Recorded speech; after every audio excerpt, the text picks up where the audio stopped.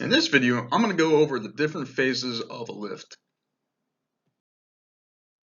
So three main phases of a lift are isometric, concentric, and eccentric contraction of the movement phase.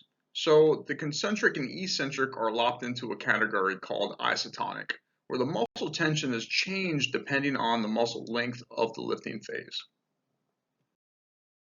So an isometric contraction is a force generated without changing the length of the muscle. A body weight movement relating to the isometric phase is a wall sit. So you're applying pressure to the wall by exerting force on your quads and hamstrings by not changing the length of the muscle. The concentric phase of the lift is the direction a contraction occurs. For example, pushing a bar away from you during a bench press, right? Or pulling the bar towards you during a pull-up. The eccentric part of the lift is the lowering phase, or sometimes called a negative. You are lowering the bar towards you on a bench press or lowering yourself after completing a pull-up. Basically, you're fighting against gravity.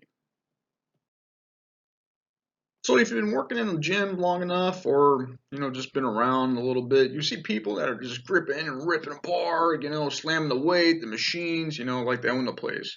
This lifting is not that useful and it makes you look like a turd, basically. So instead, modify your lift phase tempos to train your muscles more effectively. In the research article that I have listed, the authors go over lengthening and shortening of the muscle brings about hypertrophic changes, which we all want, a little bit of growth.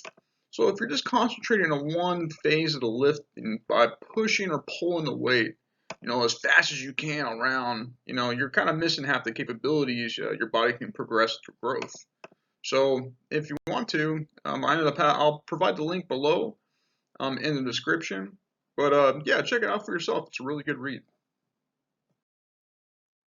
I've broken down this next three slides into separate tempo schemes anybody can use for their own program. If you've been on a plateau for a while and haven't really had any significant growth, then changing up your tempo might be the key.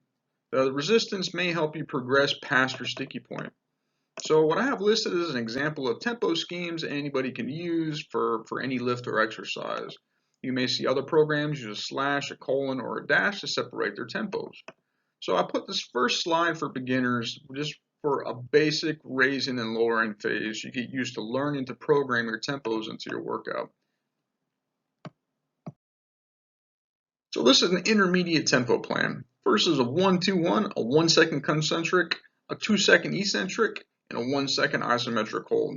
You can use this scheme for a bench press that you usually lift the bar off the rack and lower it to you, which puts you right in the eccentric phase of the lift or in the middle of the grouping.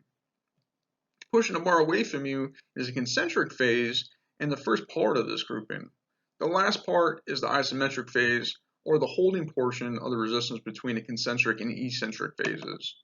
So the scheme for the concentric and eccentric is in reversed for all the pull muscle groups. The concentric portion of the first number is how many seconds it takes to bring the weight towards you.